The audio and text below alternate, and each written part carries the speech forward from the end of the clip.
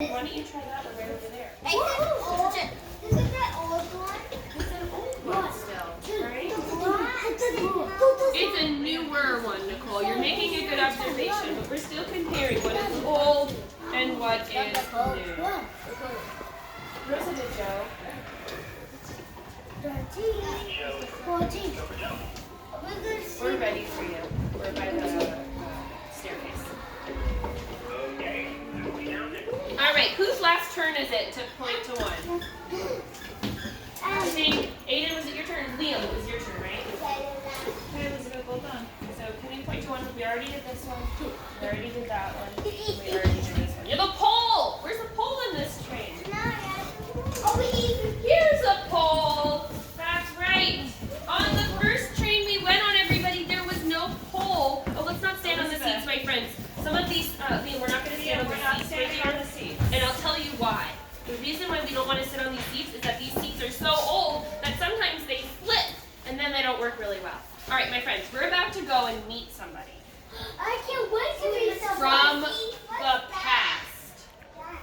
Oh, good observation. Remember the fan we saw on that last train car? This is a fan, except now it's in the ceiling. So we're going to go and meet.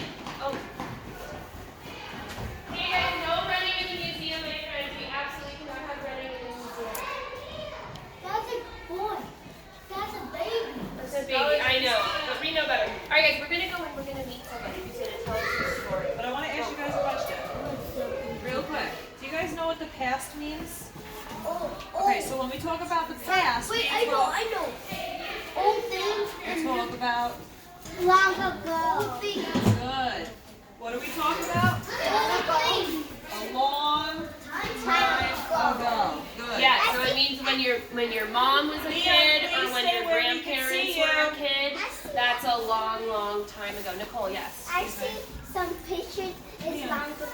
Right, sometimes when we see a photo that is black and white, it's from a long time ago. So we're going to meet somebody from a long time ago, and we have to be very nice and gentle, and we have to be kind, because this is someone who works in our community and is taking time out of their day to talk to us. Okay? I can't wait. Community worker. Now, can you help me find someone who looks like they work here? It's a boy. Is it this person? You want to go ask him? Say, do you work here, sir? Do you work here? Oh, hello. Hi. How are you? Good. I was just admiring the design of this tunnel. Isn't it beautiful? Right? I mean, if you think about it, did you know that, raise your hand if you have running water at your house or your apartment where you turn on the faucet and water comes out. Okay. Well, that is carried through tunnels. I got water. You do? You have water?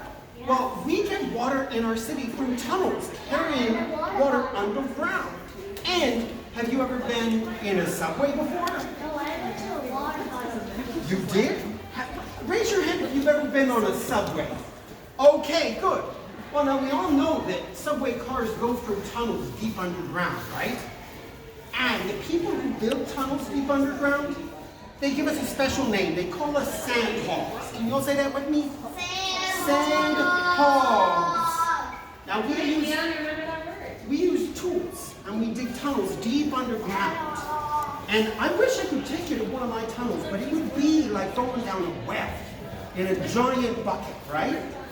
So what we can do is we can go to this train car right over here and we'll use it to imagine we're in a tunnel deep, deep underground. You want to give it a shot with me? Come on, let's do it. What's your name? Ahí vamos, a ver para dónde, pero bueno. Leo, sorry. Right in here.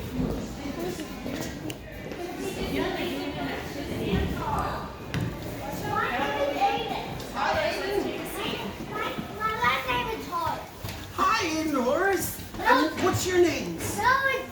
Elizabeth and Nicole. Hi, Nicole. So, everybody, look around. Look around at all the details here that we have in this train car. It's Taurus. Can somebody tell me something you notice? What do you see? Look around and what do you see in this What do you train car? notice? I can see poles. Yes, we have poles. I know. And we have lights, right? Yes.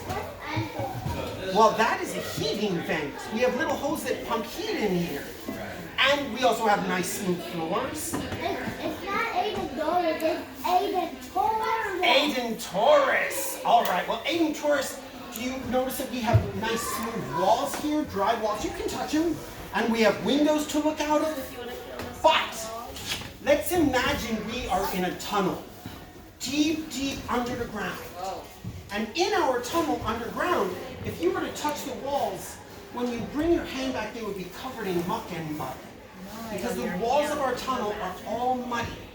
And we could be standing in mud too, knee deep in dirty, mucky, muddy water. So everybody, let's imagine what it's like to walk in mud. Let's move our bodies and imagine what it's like to walk in mud, right? Sloshy. And we have to work in that all day. Now, here's another thing. Liam. You don't have electric lights. Guys, we're gonna sit down. Because it's very hard to have electricity down under this river where we are. So we have gas lanterns. Leo, look, this is how we carry our lanterns. Everybody imagine you're carrying a lantern. And we use that to see. We see by light of a flame. And we brought tools with us because we're kind of like miners. Does anybody know what a miner is? Leo, what's a miner? Tell me about a miner. Miners will pickaxe to break on stone. Absolutely right. Miners go underground and they carry tools called pickaxes. And they use those pickaxes, swing them into rock to break up that rock. Sandhogs do that too. We chip away at this wall bit by bit with our pickaxe. But sometimes the wall is so strong we cannot chip away at it with a pickaxe. It would break our pickaxe. That's how hard the rock is. So we have to use a different kind of tool, a very special tool. Like an iron pickaxe. It is, well, get ready for this, an explosive. We use an explosive called dynamite. Can you all say that with me? Dynamite. Which is very similar to TNT. Can we all say that together? TNT. Very good job, everybody. Now, TNT and dynamite is really exciting because it helps us to blow up the rock. So it breaks the rock up into little pieces very quickly. But if it breaks rock into little pieces, imagine what it would do if a person was near that explosion. It could be very, very dangerous. So we're careful when we use dynamite. We need some like redstone to connect it with far away so we can blow it up. That is absolutely what we do use. We use very long cords, like a fuse. Redstone. Well, that's something I don't know about, so you know a little bit more about that than me. Redstone. Now, here's the thing.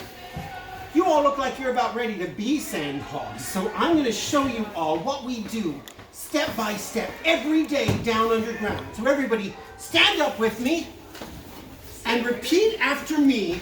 Grab your shovel. Grab your shovel. Okay, that was great, but let's try it one more time, maybe just a little bit louder. You ready? Grab your shovel. Grab your shovel. Wade through the muck. Wait for the box. Shovel the sand. Shovel the sand. And wipe your sweat. Wipe your sweat. Grab your pickaxe. Hammer that rock. Now don't forget to repeat after me. So let's try it again. Grab your pickaxe. Grab your Grab your pickaxe. Hammer that rock. Eat it. Hammer that rock. Find things. Ooh. Find things. Scoop up the rock. Scoop up the rock. Put it in your cart. Put it in your cart. Drag it out. Drag it out. And send it up. Send it up. Okay, good job. Let's do it one more time. Are you ready? Grab your shovel. Grab your shovel. Wait for the muck. Wade through the rock. Shovel the sand. Shovel the sand. And wipe your sweat.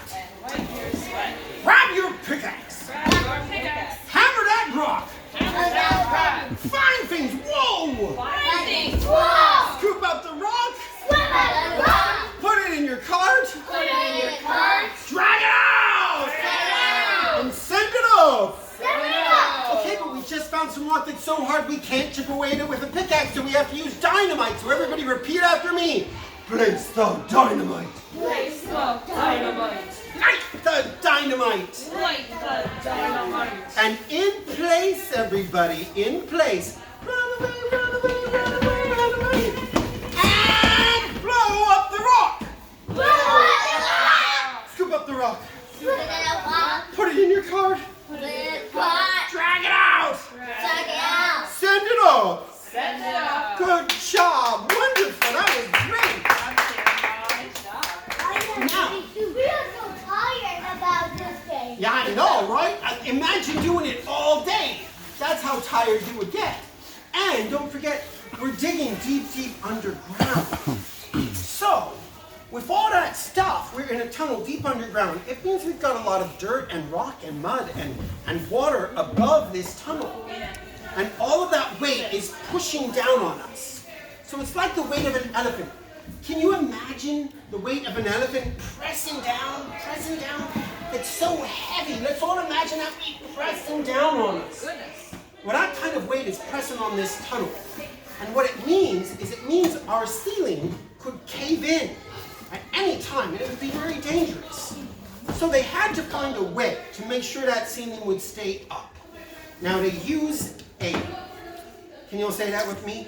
Air. Now, we all know air, right? We breathe air in every day, but we also use air to do things like blow up balloons. Have you ever blown up a balloon before? Raise your hand if you've blown up a balloon.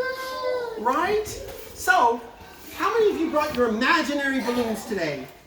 Did you? Oh, good. So everybody bring out your imaginary balloon Pull it out of your pocket. put it in front of you, and let's blow up our imaginary balloons. Here we go.